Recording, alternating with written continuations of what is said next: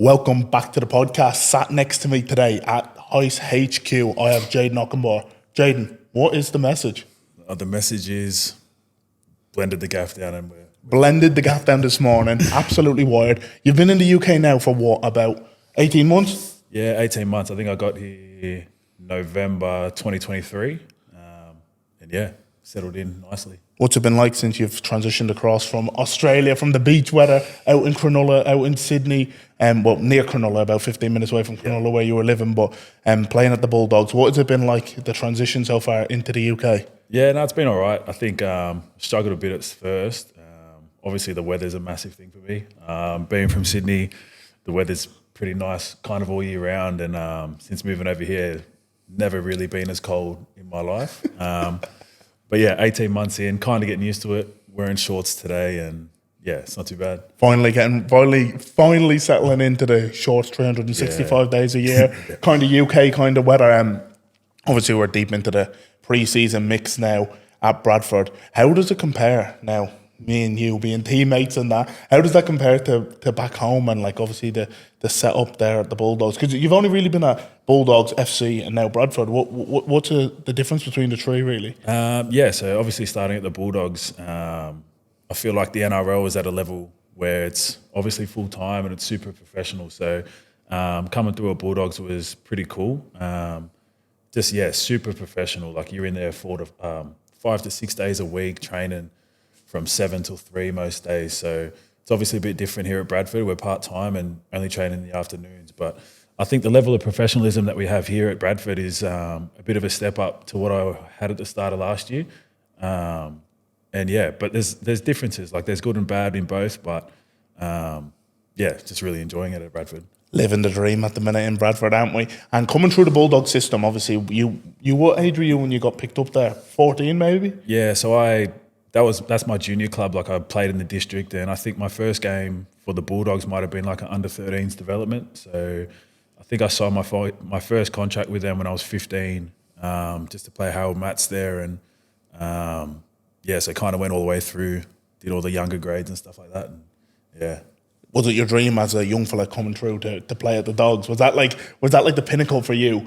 Coming through, because I know for myself, like obviously being back home in Dublin, rugby league's not big. The dream was to play for Ireland Rugby Union. Yeah. Do you know what I mean? So was that your dream going up, or maybe you didn't even see yourself as a footy player? Or was that always like, yeah, that's what I'm going to do? Yeah, pretty much. I think I actually started playing soccer. Like when I was 6, I first played soccer. Just dad being Nigerian, he put me into that because that's what he knew. But my brother went into rugby league and they were down one day, so I just kind of filled in and I loved it from then. And then just grew up in the Bankstown area, so Bulldogs was the team. Once I first started playing, I just knew that was kind of it. Kind of put all my focus into making it. Like school. I didn't try very hard. I didn't do very well, but I just kind of always knew that I wanted to play for the Bulldogs, and to get that done was pretty cool. That's savage. And do you think that like all-in mentality? Because often the guests I've had on so far, and a lot of us in the sports field, that all-in mentality is the only way to succeed. Like you can't have a way out sometimes. Sometimes having that all-in mentality is the only way that you can sort of really, really get to where you want to get to. Do you know what I mean? I'll just get you to pull that a little bit in. Yeah, 100%. It was pretty crazy. Like even at school, I had teachers saying like, you need a backup plan. You need a football night might not work for you. But I kind of always just knew that I wanted to give it 100% of effort. I kind of thought that if I was to not give 100%, I wouldn't make it. So kind of school and everything else kind of took a bit of a backseat. And I just kind of went for it, and luckily enough I made it, and yeah. That's savage. That is savage. So obviously as you came through the system, got some NRL games under your belt, you were there till what? You were about 26 then when you came over here, were you? 27? Nah, I think I came over here when I was 25. Just before you're 26, sure. Yeah, I think so. I'm just doing the maths quickly in my head. Like, do you know what I mean? Yeah, you're better than me. So you came over here, you signed at Hull FC. Obviously, that was a difficult time to be at Hull FC.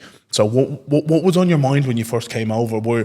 You said that, well, you've said to me, like personally, you felt like you fell out of love with the game a little bit. So what has that been like, obviously? And now you've found your spark now because you're killing it. You're killing it at Bradford. We won't get too ahead of ourselves. You've been at the Bulldogs, obviously. You came to FC, you sort of fell out of love with the game a little bit. What was that like for you? And how did you re-find your spark? Because I think you found it since knowing you. Obviously, I didn't know you back when you were at FC or last year, but what was that like coming over here? I think, coming over here, I came over with like a lot of excitement. Like obviously being at the Bulldogs for so long, I felt like I needed something new. And then moving to the other side of the world was kind of that. And I was super excited and kind of going a whole. I had no idea about anything in England. Like I didn't watch my Super League, which is probably bad for me. Like I should have got around it a bit more once I knew I was coming. But moving to Hull, I came over here by myself, and a few of the other boys that came from Australia, like they had their partners here and stuff. And I kind of just struggled from the start coming over by myself. I lived in the city by myself. Got a shout out to Tex Hoy. He kind of looked after me. He lived like down the road from me, and he was the main person that helped me when I first moved. But he obviously had a partner, and like I didn't want to just invade him and his partner's space. So I was kind of just at home by myself and going to training in the weather. I wasn't used to it, and I just felt super alone. And like the training and stuff that we were doing wasn't what I expected. I thought it was going to be a bit harder, a bit more full on. So I kind of just lost a bit of my fitness, and just going into games, I don't feel like I was like fully prepared. Fully confident and things like that. Yeah. And like, to be fair, like I played some of the worst footy I've played in my life. Like that was on me, but I kind of realized that you kind of hear it growing up that you play your best footy when you're happy, and I definitely wasn't happy. So that kind of just really affected my performance and stuff. But obviously didn't work out there, and then moved to Bradford, and then just being around some of the boys there, like we had an instant connection. There was a fair few Aussie guys there, and we all got together. And I think just being around people that like I was comfortable with really helped me find the spark again. Just my first day at Bradford was awesome. Like I had a lady named Maureen.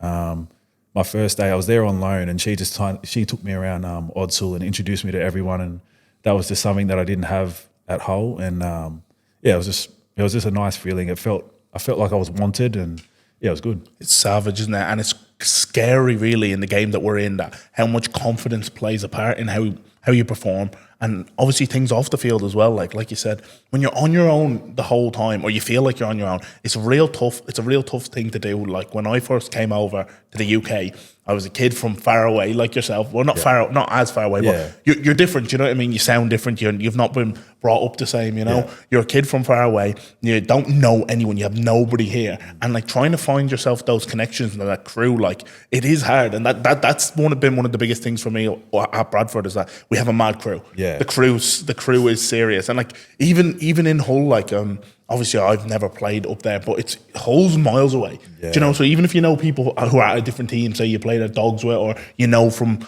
back home, like it's so far away, Hull, isn't it? Yeah, that, like, for sure. Whereas like in Bradford, in around Leeds, like even though you're maybe from a different team, there's someone else who you know, or someone who you grew up with, or something like that. You know, that 100%. Kind of way. That's one thing I didn't really realise moving there, how far away Hull was from everything else.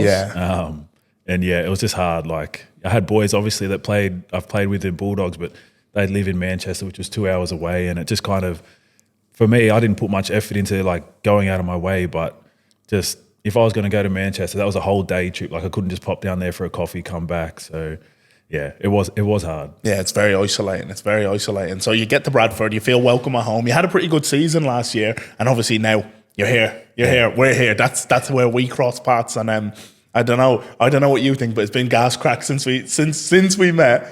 The vibes have been on. We've been having a mad laugh. We've been blending the gaff down, and having a bit of a PME, as we like to call it, peak male experience. Exactly. But what do you think this year about moving into Bradford? And since you've went on loan from FC for season long, and then you've signed permanently, what's it been like?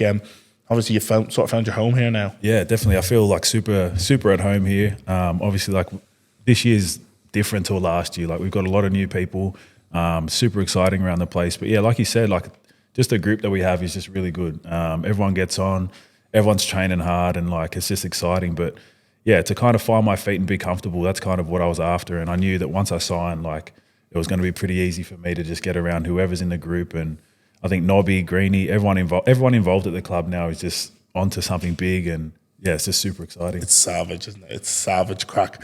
But aside from rugby, I suppose, like, what's it been like travelling around Europe for yourself? Because I think that's one of the things that incentivises you to stay, doesn't it? As someone from so far away. Yeah. Because like it's sick playing rugby and having the vibes around, training the gaff down. Do you know what I mean? But traveling's one of the things that like you've got to do a little bit this year and last year. So what's happened? Like obviously seeing spots you probably never thought you were going to see or didn't think you'd be seeing as much as you have so far. So what's happened? Like, how's it compared to being back home in Oz? Yeah, definitely. It's kind of something like I talked to Mitch about it a fair bit. Like we obviously live together, me, Mitch, and Frank, but.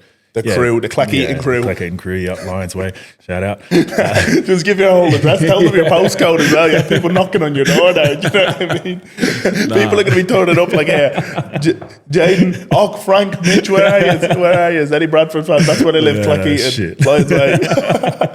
But we're, just super blessed to be over here, really. Like, living in Australia, you're kind of limited to where you can go after the season, during the season. So, obviously, like done Bali and Thailand and that a fair bit, but conquered it. Yeah, but being over here, like I think, man, it's just a 2-hour flight to France. It's a 2-hour flight to almost everywhere. So last year didn't get to do as much as I wanted to, which was a bit disappointing. But yeah, this year, like we've said, we've got some plans to do some stuff this year, and actually, like just over Christmas, went to Austria, which is a place that, coming from Australia, like.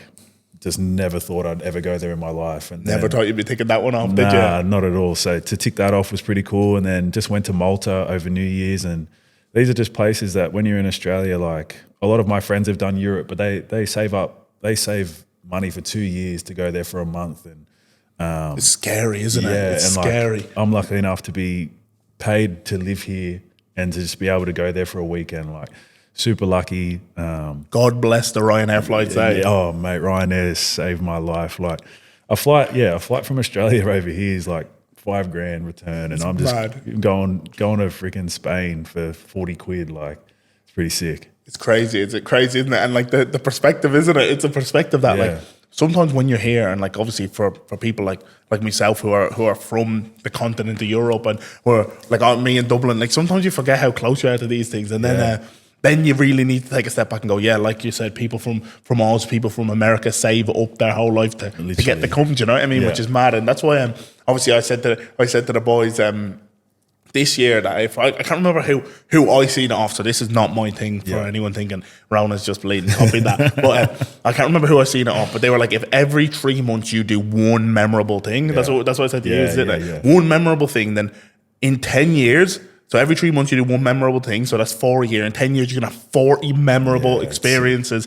that are going to be like in the back pocket. And they're the ones that shape you, aren't they? Yeah, like the big things, like not the crap weekends where you go to the local pub or you go to Leeds or something. Like they're all good in that, but it's the big ones, those big trips that like make you go, you know, it just switches up the mind a little bit. Do you know what I mean? And they're like memories that you'll have for life, really. And if you can get a good crew to do it with, like, well, that's stories for days. That's the best thing about this sport. That's what I think the best thing about this sport is the connections that you manage to build and like the experience that you have. Like we're literally sat here in Keezy's recovery centre. Well, not just Keezy's, but the boys' recovery centre, filming a podcast like that. We only officially met each other a couple of months ago. Obviously, I knew you through Frank and Mitch. Frank was on loan at York. I lived with Mitch way back when. But like that's what brings you together. It's a connection with the sport. That sometimes when shit hits the fan, or like you said, when you're out of form or you're not playing your best footy, or you know things aren't going as well as you expected, you're like in somewhere like Hull that you're not necessarily enjoying yourself. It's the connections with people that keep you playing the game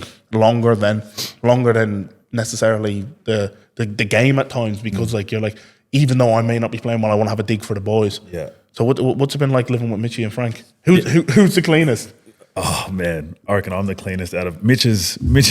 No, Mitch is a slob. I'll say that now. Mitch will be watching this. You've lived with Mitch, so you kind of know what he's like. But wouldn't dare wash up after himself. But shout out, Mitch. He's actually going to be pissed at that. He's going to be fuming about that. Sorry, Mitch. Yeah, but no, they're really good. It's kind of funny. Me and Frank, we played together at Bulldogs, moved to Hull at the same time, came to Bradford at the same time, and kind of like, we're obviously friends and stuff. But once you kind of go through something that we've been through together, obviously at Hull, you kind of just get an appreciation for each other, and we've had some deep chats, and I think just our connection has grown like so much, just being like going through the same thing. But yeah, living with those two boys has been really good. I think you just come home and you've got someone to talk to all the time. Like I've always lived since I've been over here, I was by myself, and to have them there, it's just someone to talk to. Their partners are obviously there as well, and they're really good to hang out with.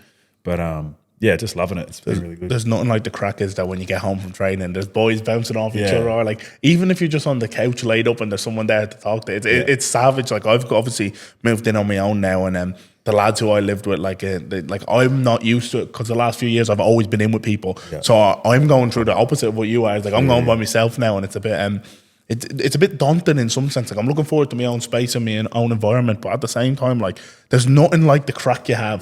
Just like after a game on a Sunday, and you know there's someone to go for a feed, go for a coffee, just to bounce off a little bit, and you have having someone around. And not only that though, the people that you live with often, like they keep you to your standards that you say you have. You know, like it's like someone's watching you as well. So you three, you, Frank, Mitch, myself, Keezy, we all did the Heist 21 challenge together. So for the last 21 days, we've been eating whole foods, drinking our water, reading our 10 pages, staying off the drink, walking our steps, doing all that kind of stuff. What's that been like? And obviously having those three watching you over your shoulder saying, "Oh, you can't eat no pasta there, mate." It was actually awesome. Like me and Mitch and Frank, like we kind of got into it pretty heavy. Like there was days like after a tough training session where normally as a house, we'd all go out for dinner, and it's just like you just eat crap, you eat shit food. But kind of, it was almost just like whenever there was someone who was like close to breaking, all it took was a look from the other person, be like, we shouldn't be doing that. What are you doing there? Like, so I think, it was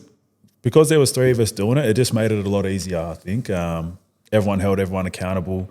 We all got through it, and it was actually a really good feeling. Once we finished it, we actually we ate some shit. Like we ate some takeaway food, and then all three of us just felt like crap after it. And it's mad, isn't it? Yeah, and it kind of just made us feel like we should probably just stop, like just eat healthy all the time. Like there's no reason to not just eat good food nonstop. So I think, I've kind of just cut all that food out, just going to try and live a healthier lifestyle. And I really enjoyed it. Like shout out to Heist. Like it was something that I've never done before, like a challenge like that. And thinking about it now, it's not really even a challenge. It's just living a healthy lifestyle. Living clean. Yeah, I really enjoyed it now.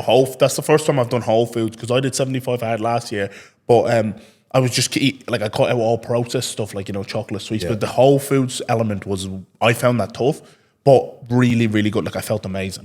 My body never felt so good ever. Like I honestly, like no inflammation, just felt so good. I was looking forward to a few like a little additions, like obviously the almond croissants and that they were missed, but they're occasions, you know what I mean? Just like maybe after a game on a Sunday or something like that, like, Monday after a game. But in general, it's amazing how good you feel when you're doing that, and like just spending a little bit of time to work on yourself.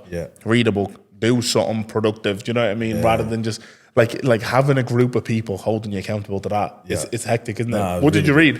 I read a book called Feel the Fear and Do It Anyway. And to be honest, I think that might be the first book that I've actually finished since year 7. So a long time. Like I'm not a big reader. It's been a while. Yeah, it's been a long time. So it was tough for me, but I kind of just gotten into the routine of it, and I've really enjoyed it.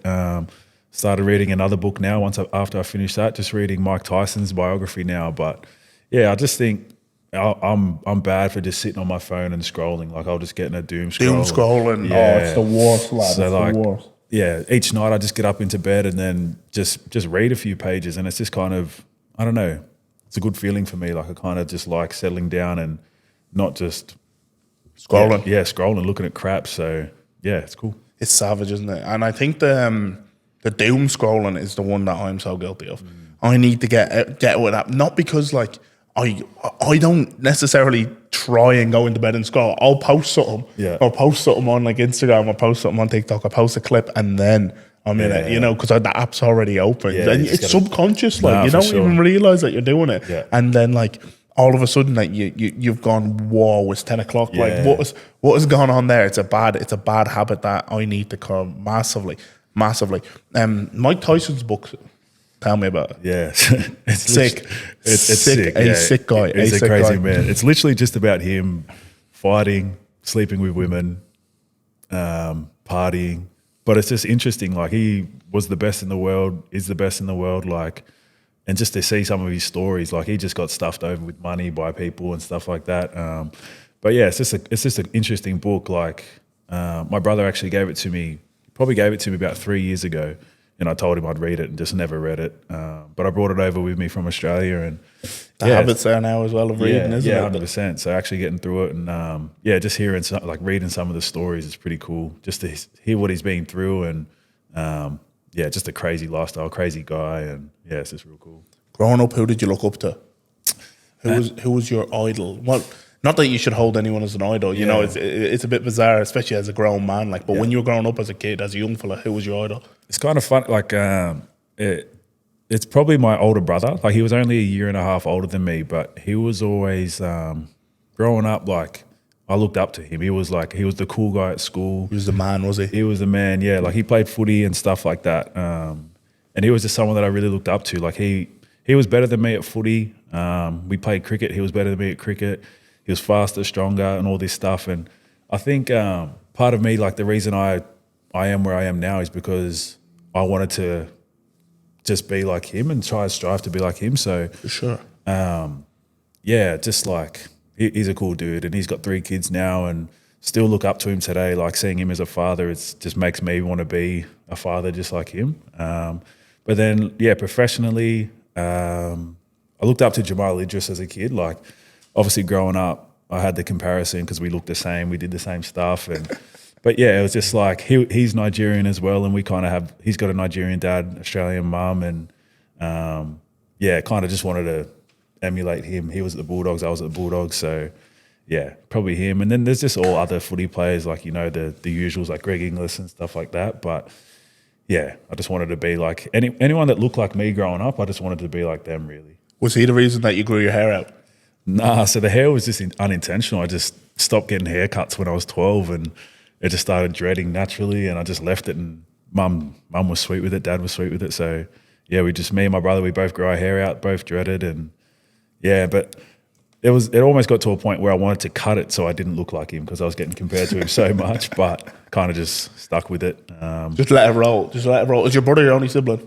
Yeah, so Jackson's my older brother, and then I've got a half brother on my dad's side, Victor. Savage. Yeah, so So all the lads competing against each other constantly. yeah, pretty much. My half brother, he's older than both of us, and kind of just got to the point where we'd play cricket out the back, and it was just like You're getting whacked for 6 the whole time. getting whacked, chasing the ball, and it was like we just let him bat, and then we say, "Oh, we'll give you 100 runs if you just let us bat." And he's like, "Yeah, sweet." So his high score would have been like 400 because we were just sick of it. But yeah, no, it's just a very competitive household. Me and Jackson would always fight and wrestle, and yeah, it's pretty funny. Like I was probably bigger than him and stuff, but he would always just beat me. Like he was just always big brother me kind of thing. So yeah. And that's probably why you got the way you are now. Like having an older brother lashing out at you the whole time. Literally. I don't know, yeah.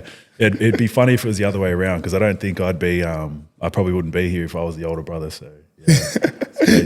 He's like conditioned you through wrestling and footy and cricket to get you crazy. Get you the way you are now. Yeah. Nah, it's mad because like obviously being an only child, I was like, nah, I'd love a brother. That was all I used to think about. I used to be like, nah, I would like proper love a brother. Yeah. But I feel like being an only child, you sort of like you bounce off other people, your mates and things like that, definitely. and then like you sort of have to learn for yourself in some ways. Like you know, like having an older brother to look up to. Like you said, he was a cool lad at school. Yeah. Like he probably had the style. Like showed you all these things. Where it's like I have to just when I was growing up, like I had to just sort of like pick it up and figure it out for myself. Do you know what I mean? Way. Yeah, find your own way. Like carve the path for yourself. Do you know what I mean? And it is a bit of a different experience. Like I don't know. Some people go, "Oh, you'll be spoiled as an only child," but I think it's like a completely different perspective growing up as an only child. Just because like you're just sort of like you're on your own. But I have loads of cousins. So I suppose that makes up for it in that sense. But no, I do think that I dreamt of having a brother. Yeah, for like sure. having that relationship and that with someone like that. Yeah, but yeah, I've never even thought about not having a brother kind of thing. So it's pretty crazy to hear that. But yeah, like for you, like I feel like you're really good at making friends anyway. So I could imagine you would have grown up around boys all the time. Like you would have had lads over and stuff. So, but yeah, that brother relationship is pretty cool. But yeah. It's something that like you can't. Nothing within friends is going to emulate that, is it? Yeah, it's not gonna be the same, is it? It's not going to be the same. But that's why I've loved sport. Sport has been the connection with me to have like the closest thing to that relationship, because you go to war every week with your mates, and like nothing bonds like that. Like every single job I've worked, I've had mates from work, and like whether it's been working on a gym floor, or when I was 17 I worked at McDonald's, like you know, and things like that. But like the people you meet in work, and like I worked at the Aviva Stadium and all these things, the people you meet in that walk of life, you can't replicate the experience of literally shedding blood on the field for one another, and on a Sunday, like watching your mates like carted up. There's nothing like it, is there? There's literally nothing like it in this world. That is peak male experience. It really is. It's a brotherhood, really. Like, and as cliche as that sounds, like you said, like everyone thinks rugby league is just a sport, but it's like gladiator. Well, what's the word? I don't know, gladiatorial or whatever. But like, you're kind of going to war. Like, you're risking. You're risking your life, kind of. In some sense, your body, your body's getting bashed up. And like, for you, when we're out there, like, if you're going to go get smashed, I'll go get smashed for you, kind of thing. Like, it is a crazy feeling. But yeah, it's funny. Like, no matter who comes into your team, after a bit of bonding, like, I'll do anything for you. You know what I mean? Like, exactly. And anyone will do anything for me. And I think that's just like a really cool thing with sport. It's the best, and literally, you will do anything for me, because I think I called you up at about 7 o'clock last night to say, "Can you come on the? Will you come?" I said, "Och, mate, I got thrown a curveball here. I need you to come on the podcast." And you were like, "Oh shit, man!" You were like, "Oh no," and then you were like, "Okay, go on then, mate." But that's the thing, isn't it? That's the bond, and that's the connection. You said your Nigerian heritage, like, obviously that's something you hold pretty close to your heart. I thought you were Italian. I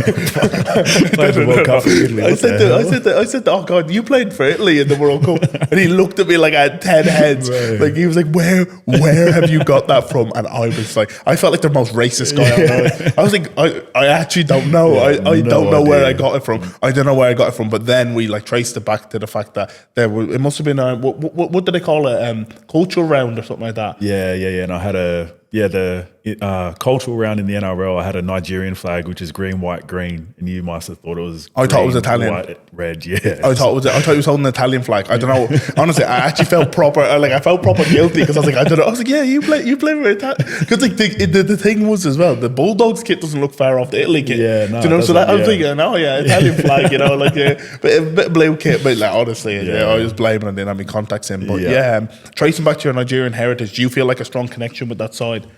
Or like, is it something that you feel proud of being a part of? Definitely proud of being a part of it. It was kind of like dad's one of 11, and he moved to Australia. 11? Yeah, 11, yeah. Holy. Yeah, so he moved to Australia like 35 years ago, met my mum, and so he only came over with his brother, his older brother. So I grew up around like my uncle and stuff like that, but unfortunately, like, it's pretty hard for dad to bring his siblings over here, like Nigeria being so far away. So we kind of didn't really grow up with a massive Nigerian upbringing. We did like Nigerian cultural things, like there was like a Christmas party and there'd be a massive hall full of Nigerians, and like that was really cool. But yeah, it wasn't super like Nigerian. Like, I kind of get made fun of that, like I'm the whitest black guy ever. And then you met me. and then you met me. But no, honestly, I can relate massively to that, just because, like, obviously, on my dad's side of the family, like, I don't spend a lot of time with my dad, but actually any time with him at all. But there's Caribbean and Lebanese on that side, which, like, a lot of people don't actually know. This might be the first time I ever spoke about that publicly. Nice. But yeah, like, I don't. In one sense, I feel like an imposter. You know what I mean? Because, like, I'm not white. I don't look Irish as such. Like, obviously, Irish can be whatever you want and all of that. Just getting that out there now. Disclaimer, do you know what I mean? But I don't look necessarily Irish. I don't have traditional Irish traits that people would associate. Yeah. And then I open my mouth and they're like, what the fuck is going on here? But, like, I don't feel any connection to that side of my family, like the Lebanese or the Caribbean. I have no connection with that culture, which at times you do feel like a bit of an imposter. But that is your blood. That's who you are sometimes, isn't it? And it's something that I've kind of, like, not struggled with, but it's funny, like, I came to Bradford and obviously, like, Aribi Doro was there, and I knew he was Nigerian, but kind of like I know I'm Nigerian, but I know I'm not as Nigerian as he was. So it's kind of something that I've kind of I guess you could say I've struggled with it, because, like, people expect if I say I'm Nigerian, I should be full Nigerian, but it's not like that. Like, I grew up Australian, but yeah, I'm definitely proud to say I am Nigerian. It's something that I love telling people, and I know my dad's super proud of what I've done, and it's a funny thing. It is. It's a funny topic, and, like, I can relate to you there, because like I said, like, I'm not very Caribbean. Yeah. Well, I don't have any, as I said, any connection with that culture at all, really. And you do at times, like, when you meet when someone goes, "Oh, my heritage is Antiguan as well," because that's where in the Caribbean my dad's from. Then I couldn't tell you a thing that to do with that culture. And you do feel like a bit of an imposter, but I suppose it is It is your blood, but like, yeah, there is that feeling always of someone is more of that than you. Yeah. Do you know what I mean? Yeah. But then even with Irish, like, because I'm not full Irish, there's always that feeling of someone is more Irish than you. Yeah. Do you know? But at the end of the day, that's the beauty of globalism as such. Yeah, you know what I mean? That is yeah. literally the beauty of globalism. Nah, Do you think you want to go for a visit sometime? Yeah, definitely. I think being over here makes it a lot easier to actually go visit, because obviously from Australia, it's the other side of the world again. So once I'm here, like I'm here now, I think I've been looking on Skyscanner, like there's some cheap flight, no, not cheap, but cheaper than from Oz. Yeah, definitely cheaper to get to Nigeria. But I think it's something that I'd really want to do with my dad and my brother. That'd be sick. Yeah, because I just think like I could go to Nigeria and I wouldn't have a clue who my auntie and uncles are. Yeah. And that'd be pretty scary for me. Like, I'd love to go there with dad and he can show me around where he grew up. And it's something me and my brother have spoken about, like, since we were young, that like one day we'd come over. But it's just so hard with dad and his work, and obviously with footy and stuff like that, like, to actually find time to get it done. But yeah, before we'll get it done. Before you leave the UK. Yeah, definitely. The old 5-week off seasons aren't helping that, are they? Nah, not at all. Yeah, nah. I think, yeah, because if I want to go, I want to spend a fair bit of time there and meet everyone. Because I think once when my grandfather passed away, we got sent a poster, and it was just like this thing. I had a picture of him, and then it had his 11 kids, and then it had all his grandkids who were my cousins. I think we counted it, and it was well over 100 cousins, so just on my dad's side. So yeah, like I was saying, like I could walk down the street in Nigeria and then someone could say they're my cousin and I wouldn't have a clue who they are. So yeah, I definitely need dad there to be there for me. That would be savage. That would be some trip. That would be some trip altogether. In terms of this year, looking on to 2025, because we're still sat in January, only a couple of days left. When this gets published, it'll be February. Yep. But what is Jayden Okunbor's goals for the year? What does 2025 look like for you? What does a successful year look like for you, if you've even thought about that? Yeah, a successful year for me. Still to just be enjoying footy. Hopefully come the end of the year, I'm just still loving it as much as I am now.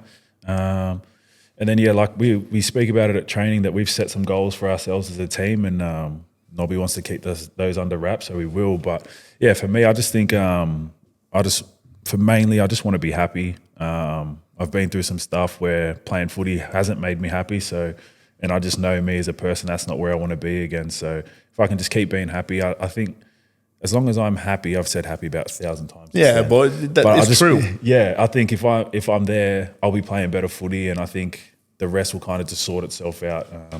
I've signed for 1 year. I've got this season left. And yeah, if all goes well, hopefully, fingers crossed, I'll be signing again, and then going around, and hopefully it's yeah. We're here. You're in the UK for a long time, man. That's it. That's it. You're in the freezing cold weather. Get yourself a good winter coat. You know what I mean? You said about obviously that happy frame and enjoying what you're doing, and I feel like we've all been at some stage playing this sport on the rugby league roller coaster. We've not been enjoying it.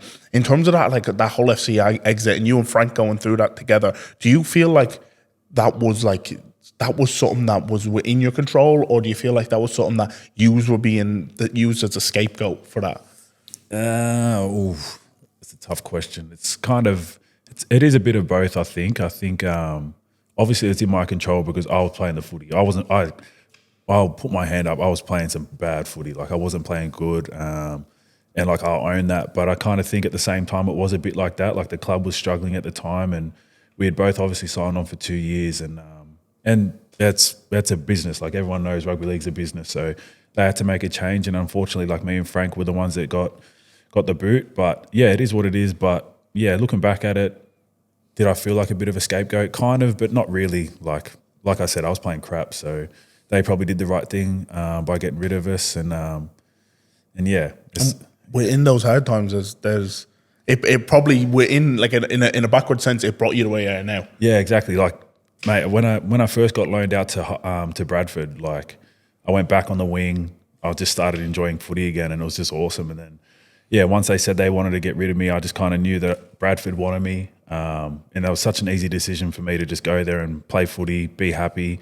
I think my first 2 weeks there on loan, like, I just felt back at home. Like, I felt happy again. Like, it was so easy for me to just fall into the system that Bradford were doing. And shout out to Eamon, he was our coach then, and he was just really good for me. Like, he filled me with confidence. And that's all I kind of needed at the time. Like I was really struggling, but he just said, come here, have fun, do what you do.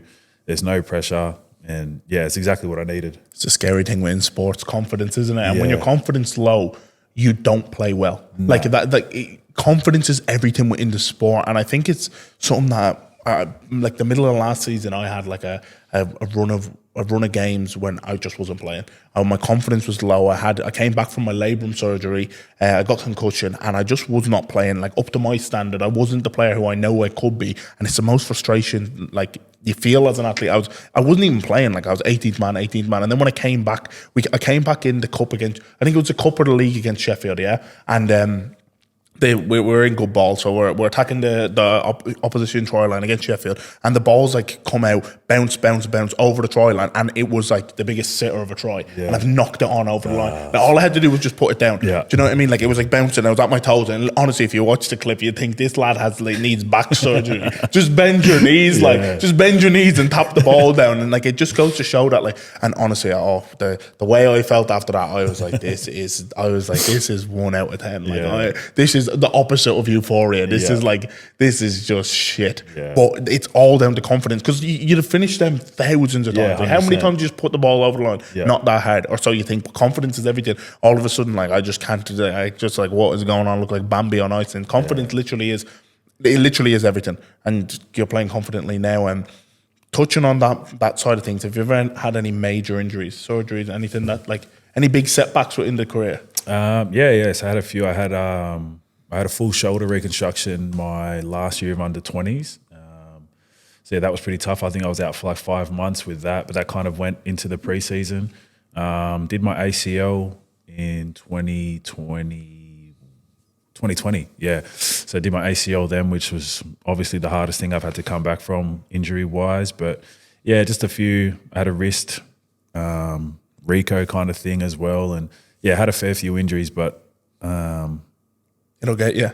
Yeah, I kind of thought growing up I was pretty lucky. Like until I turned 20, I hadn't been injured. And then once I started playing like full time, they just came, and yeah, they're pretty hard to get through. But I think like obviously all those injuries are at the Bulldogs, and like super professional club. My physio there, Adrian, he was awesome. He got me through it all. We had a really good relationship, and yeah, he was mad. He was really good for me. You need that, don't you? Sometimes you need like someone in your corner getting you through it. I think that it's the darkest times in sport. Yeah. Like when you're on your own in rehab, and like when I did my ankle, like I'm sat on a ski, or when you did your shoulder as well, I did my shoulder, and you're like on a bike every single day, and you're doing leg weights bike. It's bloody depressing. It's fucked. Yeah.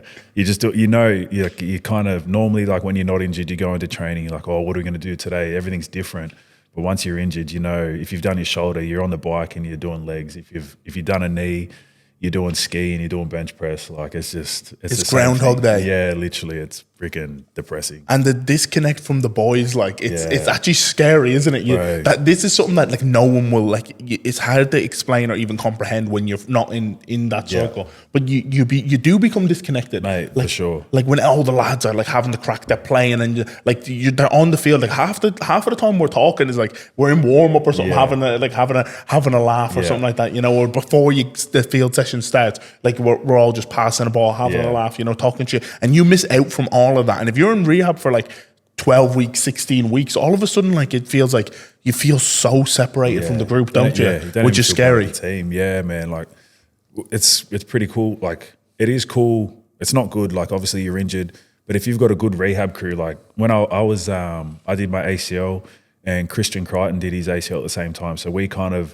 were just in the rehab group together. So we became really close, but then you kind of disconnected from the other group, which sucks. Like you said, people don't understand it, but yeah, like the boys will come in with insight, like with jokes that they've just experienced on the field, and you're just kind of there going, oh, let me in. Yeah, tell me what happened. What happened? But it's just not, because you're not there. It's not the same, and yeah, it's hard, man. It's real hard. It's so shit. And yeah, when you have a mad rehab crew, all good. Like we called it when I was at Huddersfield rehabbing my ankle. It was the road to glory, you know. And we had a few boys in there. But when I did my shoulder, I got that up like in the off season, going into pre-season. So no one else was injured. True. It was just me on my bike. Yeah. Bring the deck chair to the back of my head, and let's go for a little chat in there. Let's go for a chat around the fire, because it was me on that bike doing like, it was gruesome. It was gruesome, and like it is low. It is proper low, and you don't even realize yourself that you're like going through that, in terms of like, you don't realize how far away you've drifted from the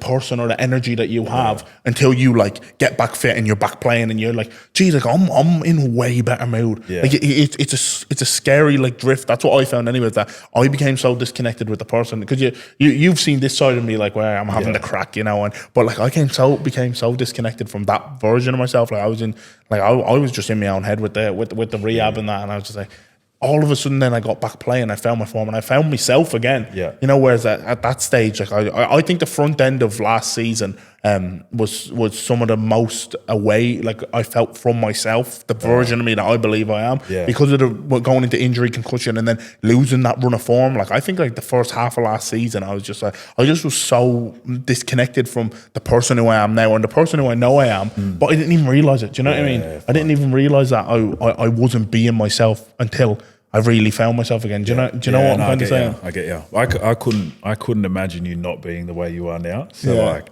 that would have been pretty like crazy to watch, kind of thing. You being because I like you said, like I haven't seen you not full of energy, always just bouncing around. So yeah, would have been fucking crazy to see. Would have been a bit different, all right. Yeah. But I think that is down to the crew we have as well at Bradford this year.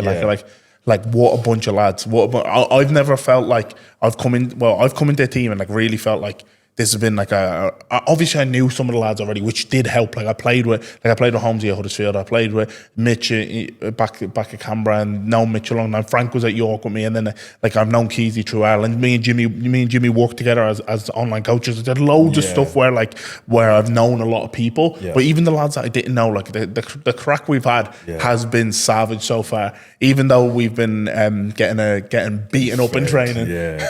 But like you said, like the group that we have, like the ones that obviously the guys that you didn't know, like kind of the same experience that I had when I first went to Bradford. Like I kind of knew of some of the boys, but didn't know any of them like on a personal level. And as soon as I came in, they just made it super easy for me. I felt super comfortable.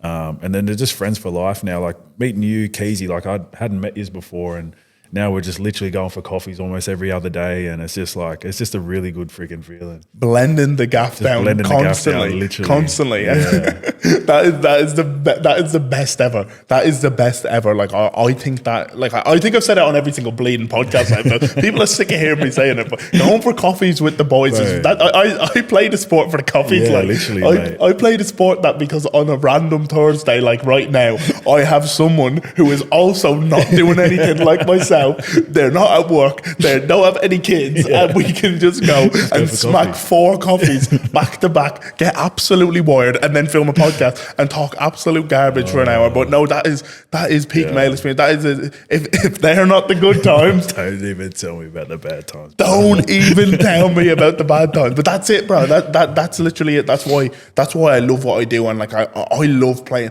I love playing sport. I love competing. I love winning. But the being around it and having such a good group of boys and having that iron sharpens iron mentality, which is what it's been this year, has been so good because I genuinely believe your environment is everything, and the people who you spend the most time with do have an influence on you. So like it doesn't matter what you say, your environment is everything, and that's what we've cultivated this year, and that's why it's been class crack, like because we've been training hard. Yeah, man, we've been training real hard. Like last year pre-season when I was at Hull, it wasn't the hardest I've ever had, and this is definitely a step up to what we did last year. So I think it's good, and it's going to reflect in the footy that we're going to play this year as well. But yeah, it's just mad going into training knowing that everyone's ripping in and that we're actually getting fit. So yeah, it's different to obviously I've done pre-season in Oz. You've done it many a time. Yeah. It's different in the cold, isn't it? Man, it is very different. I don't know what I prefer. I think being cold, it's not too bad because you're not sweating and stuff. But the fact you've got to get out of the change rooms, out onto the field when you're freezing, man, I've struggled with that the most, I reckon. But nah. Your joints hurt.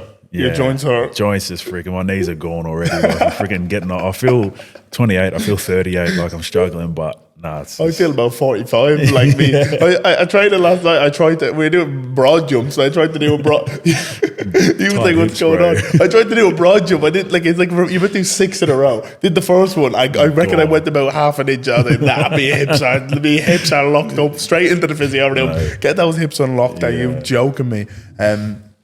Obviously, we're sat here filming a Heist. Lads have been that good to me. Let me film here all the time. And Heist is a place of wellness. But, Jayden, what does wellness mean to you?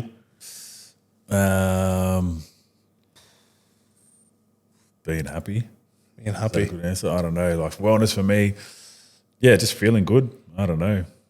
I haven't, to be fair, like before coming here, before coming to England, like my whole, I've just been, I don't even know how to explain it, but haven't really been into looking after myself that much. Like obviously like training and stuff, but away from footy, I wouldn't do anything for myself wellness wise. Kind of just, yeah, I don't know. I don't really know how to answer that.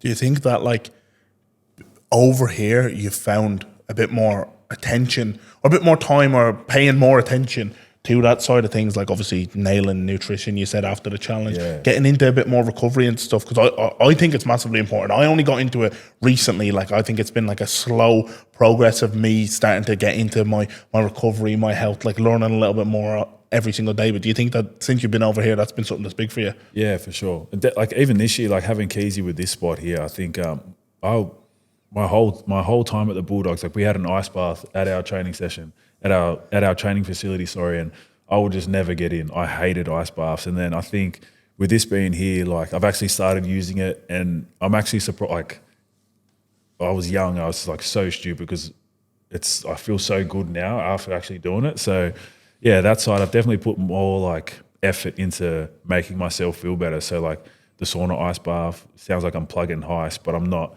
It's just literally just made me feel better. And then, yeah, eating, like I've actually got a lot of time to put into my diet now. So just feeling way better. It helps, doesn't it? It massively helps. When you're young, though, you don't realise, do you? Nah, you just think you're going to feel good forever. When you're young, like you do training. Like I know when I was younger, like I do training, and then I'd go, you know, the next day or on the rest day, I'd be like on the treadmill, doing like 1K runs or efforts, or just doing something stupid all the time. Or like I'd go into the gym and do deadlifts. Fuck that. You know what I mean? I used to love like power building. That was like my thing when I was like in my teens. Power building. It's like well, it's like bodybuilding, but like with powerlifting, sort of like. Okay. I don't. It's not actually like, I don't know if you'd call it a real thing. I just basically used to do bodybuilding, but I used to deadlift, squat, and bench heavy all the time. Like I literally I was obsessed with it. I just loved it. I loved. I was like I remember when I got to Huddersfield, Joe Wardle, who I think he's retired now, but Joe Wardle says to me, he goes, "You're just a bodybuilder, Ronan." Like that's what he said to me, because I used to just love weights. Whereas now I still enjoy the gym. I have to say, it's something that I do enjoy. I enjoy that side of things. Obviously, I'm still involved as an online coach in that. But like then, I was obsessed with like heavy deadlifts, heavy squats, heavy bench. Whereas like now, like if you ask me to load up the squat rack the way I used to when I was 17, like I think my back is snapping too. You know, I was obsessed with that. You're still lifting freaking strong at training. You're stronger than most of the boys there. Like when I see like the squats are in our program, I'm squatting 60 kilos and you've got 160. I'm going, mate, fuck that. Like, it just kind of shows the age difference. You're taller than me. You're taller than me and older than me. That's all. You said you played a bit of cricket out the back, obviously football. Any other sports when you were growing up? Yes, I grew up. Basketball, surely, just because you're tall. Bro, that's the saddest thing in my life. Like, I'm tall. You can jump, you can catch. I'm tall, I'm black, and I cannot play basketball. I am honestly so bad at it. It's actually embarrassing because everyone just assumes I'm going to be good, but so for me growing up, it was cricket, footy, and just did athletics. So I did shot put and discus growing up. No running? Nah, no running, none of that for me. That was my brother. So my brother was faster than me. He always did all the sprinting and stuff. But yeah, growing up, I was a fat kid. Like I was pretty chubby. Yeah? So no way. I was just lucky that I grew. Like it just kind of spread apart. But yeah, so I did shot put, won a few, I think, won a national title once when I was like 14, I think. Kept that a secret. Yeah, no. National. So we title of the podcast: Jayden Okunbor, under 14s national shot put championship. Don't put that champion in there. and a rugby player, by the way.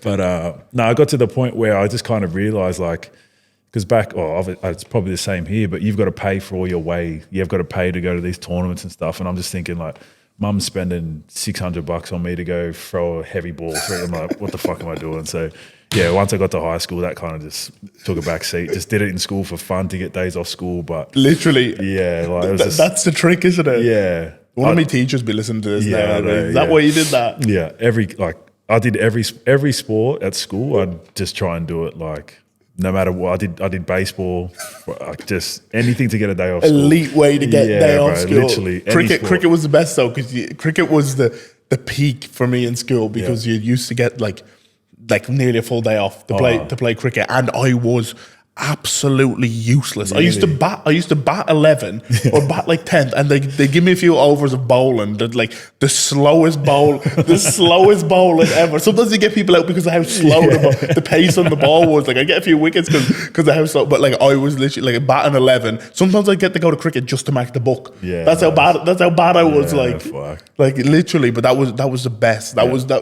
best school, ever. bro. Full day off school, you're cheering them. I remember I did shot put as well in school. Useless. It was just because I was a bit strong, so I went to the gym. But when we did athletics in school, so the way, I don't know why they did it. I don't know if it was a school enforced thing or whether it was like you had to do a race. Okay. So you had to, I went for the shot put, obviously, and I had to do a race. Like, I had to run. So I ran 200 meters. I reckon I was a good 30 meter, a good 3 seconds behind last. Behind last? No, sorry, but behind second last. Shit. Honest to God, I'd say I'm quicker now than I was then, and I'm way heavier. But you had to do some sort of running, and I was like, there's no way I'm doing any further. And 100 meter was obviously for the people who actually were athletic. So I was just 200 meter, and my God, I looked slow. Really? I looked like I was looking ridiculous. I'm glad there's no footage of that, because why would there be footage of the heats then? But no, God, that was absolutely brutal. Would love to have seen it. No, you would have thought this fella's a clown. If you could be pro at any other sport, what are you going for? Basketball. Basketball, that'd be nice. Yeah. Who's your team? I go for OKC. Big Shai Gilgeous-Alexander fan. He's in the MVP race now, and he's just real cool. I kind of just love him for the way he dresses, but it helps that he's one of the best players at the moment. So yeah, but you're pretty into your style, aren't you? Would you say that's something that you have good style? Would you say you're a fashion focused man? Yeah, it's just something that I've always kind of been into. Growing up, I don't know. You see, kind of influenced by the American fashion kind of thing. Grew up just following all those pages on Instagram, and it's something that I just love.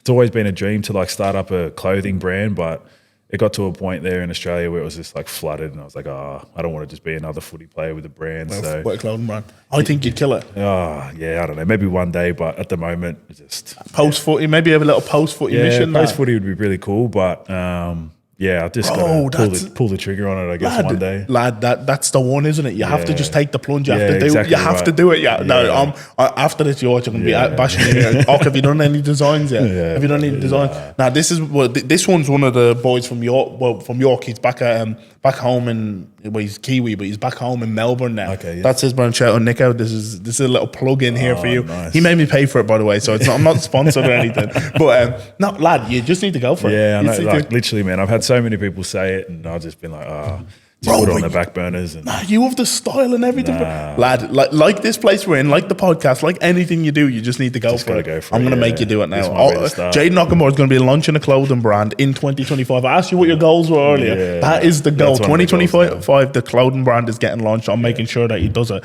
Thank you. No questions to be asked. That is going to be the way. Yeah, we'll see. No, that is the way. That is the way. Getting comfortable being uncomfortable, taking the plunge with it. Nah, for sure. Getting amongst it. Yeah. That was a serious message, my man. Thank you, bro.